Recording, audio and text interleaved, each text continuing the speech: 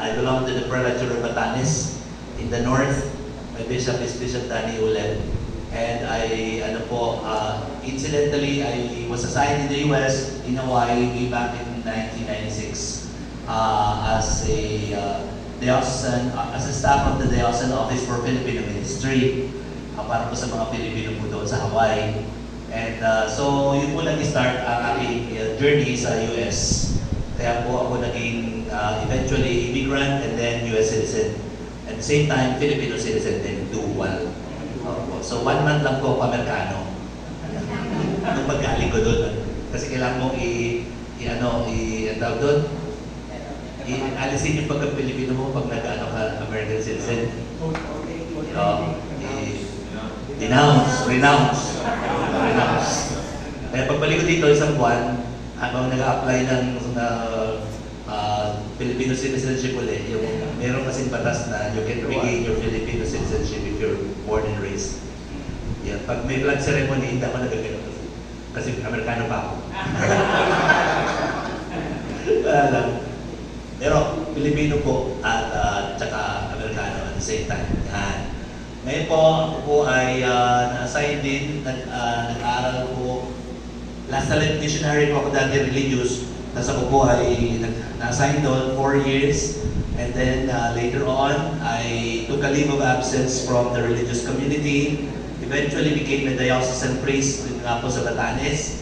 And then I was allowed by my bishop, the then Bishop Camilo Gregorio, patay na po, to allow me to take residency program of the clinical pastoral education in Brooklyn, New York, sa New York Methodist Hospital. Pero prior to that, I have my clinical pastoral education in Makati Medical Center. It's prerequisite. That's why Bishop Mark is also getting his own clinical pastoral education 1 unit in Seventh-day Adventist Hospital, which I also would like to encourage everyone if you are interested in hospital ministry. Not only hospital ministry, even prison ministry, din po, no? Kasi po, hospital setting lang po yung venue para po makapag-aral ng clinical pastoral education program. Dito po sa Pilipinas, ang Seventh-day Adventist ay accredited ng Asian Association of Clinical Pastoral Education. Asian Association.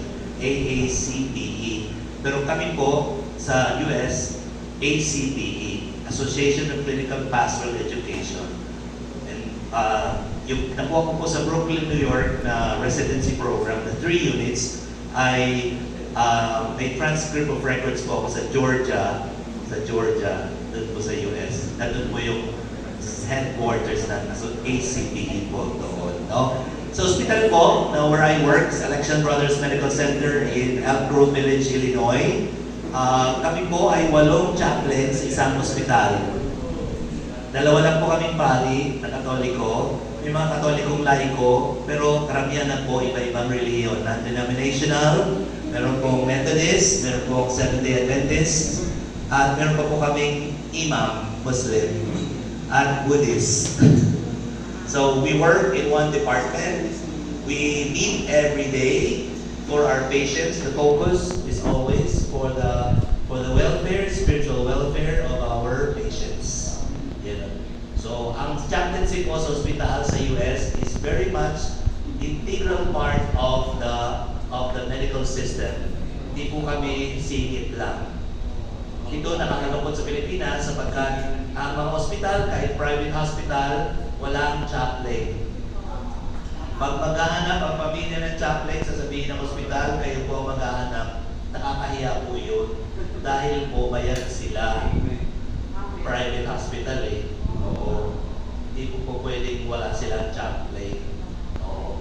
Doon po sa US, it's a must to hire not only one chaplain but many chaplains. Kasi po, we encourage 24-hour duty chaplaincy. So, every pay period talaga. Kasi we receive your salary.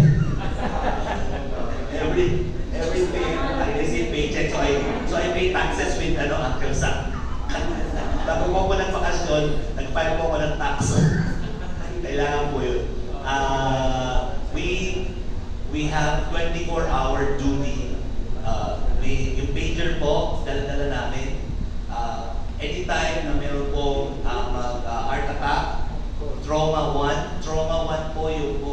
bagsak o kaya na baril, at saka stroke alert din ako pag pupunta. Pag ngayon mga heart attack, saka kailangan po kami pumunta sa ospital at puntahan yung pasyente. Pero hindi yung pasyente ang asikasuhin namin, yung pamilya ng pasyente. So pag walang pamilya, sasabihin ng nurse, chaplain, family is still coming in. We already contacted them. Okay, just call me when they are in, okay? I'm in my room. So you go back to your room. Pag dumating ang pamilya, chaplain, the family is in the waiting room. Wait, they're already here. So punta ka na. As you introduce yourself, hi, I'm Chaplain Irwin. I introduce myself not as a priest, but a chaplain. Because first of all, I'm a chaplain before I'm a priest in the hospital. But incidentally, some of them are Catholic, so of course I introduce myself as a Catholic priest. So the sacrament is available for you. No? It's a very, very exciting experience in the hospital. Iba-iba po ang experience kasi minsan sasabihin nila, atheist sila. So I'm here for your spiritual welfare, spiritual care. Sasabihin, I'm atheist. Hindi naniniwala sa Diyos. Sasabihin, that's okay. I'm still your chaplain, and I'm here to ask you, how are you? Because you're part of humanity. Bahagi ka ng sa katabuhan. Dito ako para kumustahin ka. Ano na pakiramdam mo? O, di ba? Kasama ko yung sa training sa clinical pastoral education. Minsan po may magsasabi, pagkatok mo pa lang, hi, I'm chaplain, but narinig chaplain, I'm not interested, get out. Okay, have a good day, bye. Ganun lang, no offense. Tsaka may mga rejection sa ating trabaho, which is okay, because it's a valid visit. Why? Because I chart it also. Pastoral visit decline. Sign ko, ayun. Trabaho ko, nagawa ko yung trabaho ko, binabisita kita, nag-decline ka, problema mo yun. Nagawa ko yung trabaho ko, nabisita ko yung pasyente. Kasi po everyday lumalabas po sa ating department, yung mga hindi pa nabibisita ng chaplain sa aking floor. Kasi bawat chaplain po, na-assign po kami sa iba't ibang floor. 6th floor po ako, med-surg, medical surgical. Yun. So, lahat po yun kailangan po puntahan. Pag hindi pa napupuntahan, nakalista ko yun at makikita. Tapos, since I'm a Catholic chaplain, pagka mayroon pong mga anointing of the sick sa lahat ng mga floor, yung ibang mga protestanting mga chaplain, sasabihin, Father, they call me Father. Sabi ko, you can call me by my first name. Sabi, Father, may referral system po kami. Bawa isang chaplain, may nagre-request ng ganito para sa Catholic ministry. So he will make a referral form, fill up a form, and he will give it to me, and I will do it. Dalawa naman kami pare. Sinong available sa amin. We also have hospice. Pagbalik ko po doon, ay magpipirma na po ako ng aking kontrata para sa part-time job. Full-time chaplain po ako sa ospital, so I have a full-time salary. And then, meron na po ako tatlong offer ng part-time job for hospice chaplaincy. Hospice is actually a special program for palliative care for those. Ang focus hindi na po treatment, but quality of life and pain management. Yun po yung malapit na pong ni Lord. So nasa hospice po sila or nasa bahay, homebound, pinupuntahan ko ng chaplain. Just to give you an idea how much is the salary for a part-time job of a hospice chaplain, sabi ng aking kaibigan pari na nag-refer sa akin, you will earn at least $750 every 2 weeks. Part-time lang yun. Pag-load. Tapos po, the salary of a full-time chaplain who is also certified, kasi po, I came back here to gather all my documents. One of the requirements is Master of Divinity. So please work on your Masters of Divinity. And then secondly, theological background. Ecclesiastical endorsement of your own churches. Mahalaga po yun.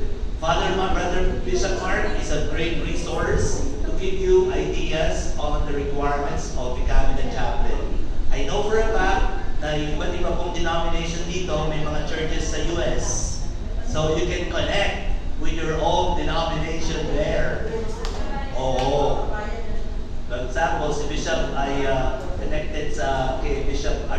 Shanka, who is, what kind of church is that? Orthodox Church. I helped him na ma-contact si Archbishop kasi long distance. So nag-uusap sila dalawang phone, isang phone ko, tsaka isang phone, nag-usap sila. Speaker phone. Para libre. That's po. So eventually po, he will also go there after finishing his clinical pastoral education sa Seventh-day Adventist. Tapos po, he will continue on his residency program, 3 units, kasi kailangan po 4 units of CPE para po kayo ma-certify ng board. Pagbalik ko po, magdasal niya, makompleto ko po lahat ng papers ko, and then I will answer all the questions of competency. Yung mga competency questions pa po.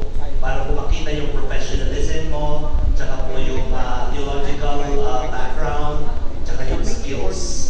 A lot of listening, a lot of journeying with the patients and family po sa trabaho dito. It's a very exciting experience and work of chaplaincy. Napakaganda po.